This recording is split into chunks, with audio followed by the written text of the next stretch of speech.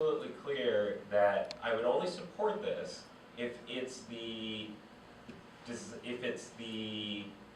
policy of the council going forward that any future project, regardless of whether it's commercial or residential, that we are not necessarily pledging to nor obligated to follow any type of community benefit formula, whether it's the 10,000 a unit or the one we used here or anything else. It should be ad hoc, and it should be based on the desirability of the project.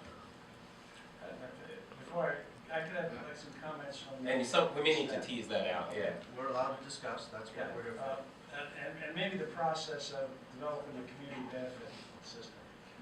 Because, Chris, let me maybe explain it a little bit better. It sounds to me like if a site, like the Next Horizon site that's dilapidated, if a private property owner wants to come forward and says, hey, we want to bring in an A+ retailer to that site. We want to bring in an awesome restaurant, a wine bar, a bookstore, some of those quintessential things we want downtown. I think it's fair to say the public and everyone in the community would really rally for that and love that redevelopment. If that were to be the case, then I'd like to say, well, we won't need to set the bar as high for that, because that's something we want. If anything, something we'd want to possibly underwrite with sewer credits. But if a project comes forward that's mixed use, that may implicate wanting, some more complicated formula. I want to make sure that the development community understands that every project should be ad hoc. It should be evaluated on its own merits, and that staff is going to try to work it up based on whether this is, how desirable the project is in terms of the economic support we give it. So I just want to make sure that's a policy, because I know previously we've pretty much just said, we've kind of used the rubric of 10,000 a unit to pledge units out of the pool. I kind of want to abandon that.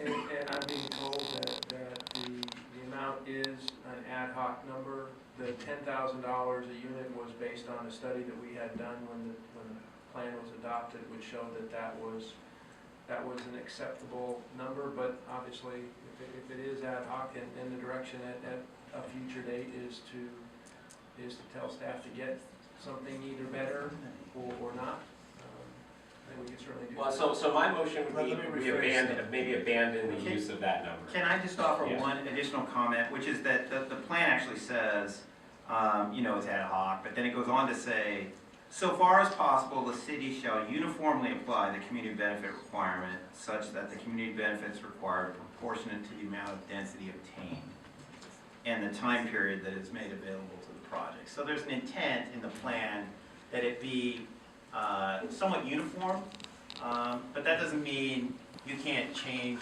you can't establish a higher bar going forward. So I think your approach is just fine, but there's this, it can't be totally ad hoc, it has to be based on that. So, but here's what I think I'm hearing saying, and I want to clarify, because if a site were to bring mixed use, bringing the commercial that we want, guaranteeing that it happens because it brings it along with it, then we may not charge as high a community benefit.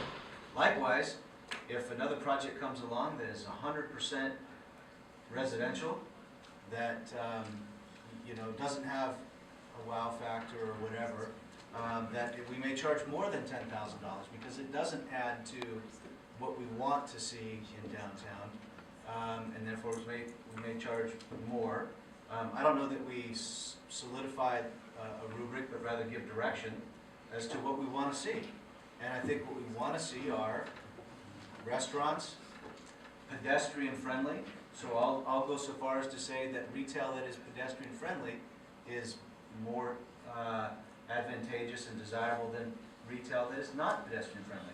So there again, if we have pedestrian friendly retail, you might have an even lower community benefit payment. And if you want to if it's more of a strip mall look, then we would charge you more for doing that. But what we're doing now, as we're clarifying here, is we're describing and honing in and refining the rules of engagement. Yeah, and I think, and to Mayor, to your point, I think it's really important that we express to staff, I think more than anything else, what the desire of council is going forward. Because frankly, if this works the way that it should, and then there's no guarantee it will, if other property owners, private property owners, who frankly have held onto their property for 50, 60, 70, in some cases longer years, say, you know what, this isn't something I want to hold on to, and to Linda's point, says, hey, let's abandon the safe institutional model and let something better go there. I think that it's worth staff knowing that it's the desire of council to follow the plan, but to do it in a way where we're not going to just bog down downtown with tons of housing and absolutely no commercial, and especially not high quality commercial. So I think as long as staff understands that the direction, this doesn't have to be part of the motion, but as long as staff understands the direction is really that council wants high quality retail, including restaurants, including commercial, including retail, and it's pedestrian friendly, and it meets the requirements of what we've laid out in the specific plan, that it should be a sliding scale, and it should not be all or nothing. So if frankly, on the other end of the extreme, like I said, if somebody comes in and says, hey, I want to knock down Popeyes, and I want to put in a nice, restaurant, a nicer restaurant, not to knock Popeyes, but a nicer, maybe a more full service restaurant, we may even choose as a council to say, we might want to subsidize that with sewer credits like we've done on the east side of town. So I think that's important that we articulate that so that the development community knows sort of the rules of engagement.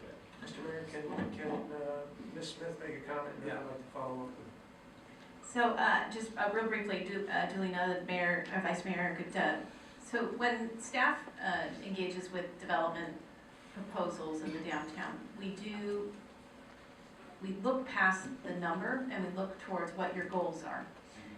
In the case of Bay West, which was the first project to come out of the ground, we looked at it from what were some of the council's goals, and one of the primary goals was to get a veterans housing project constructed. So we, instead of looking at a per amount per unit, we tried to construct something there that would deliver the council's objective, which was to deliver a veterans housing site.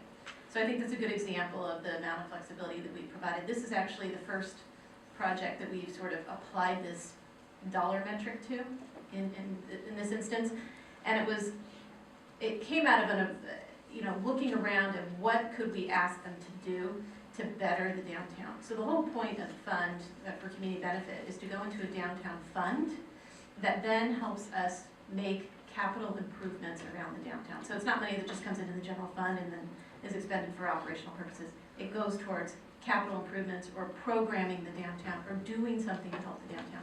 So I appreciate the commentary on that and understand it, and know that economic development folks like Chris, myself, and Lori would never let a fine dining restaurant get in the, have this fee get in the way of us trying to make something work.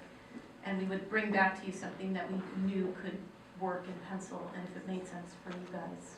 So I just want to make sure. I believe, I'm not going to vote for the motion that's on the table, but I think that that's a discussion, personally, but I would suggest come back and have further discussion on it at another time, not necessarily relative to this. So I would encourage you not to add it on to the motion in of itself, because it's cleaner not, but I do believe that it is a significant issue that we should discuss at a later time. Yeah. Well, I think what you articulate is pretty much what we're doing. In the general, I think our staff has done an excellent job of negotiating community benefits. I mean, this is a good example. In fact, we need that trash collection structure that could cost $300,000. So that's the one appropriate thing to do with this project. It goes in this downtown area near this project. We've had community benefit payments that have $2 million that are helping us with our Emerald Land and Plotting Center. We've had community benefit payments that we've used to assist the school district. There's a whole range of things that we get community development payments. That's one of the advantages Dublin has, that we are a community that people want to live and work in, and developers realize that, so they want to be here. And that's exactly my point relative to what Abe's talking about on the bigger picture. I'm not comfortable with the fact that we pit a $300,000 project, all right, for something that's going to be there for 100 years with regard to the development against this project. I'd rather pay the $300,000 out of another fund, all right, for that, and not tie it to this, because for me, that's one of the rubs I have about this, because it's tied. So that's why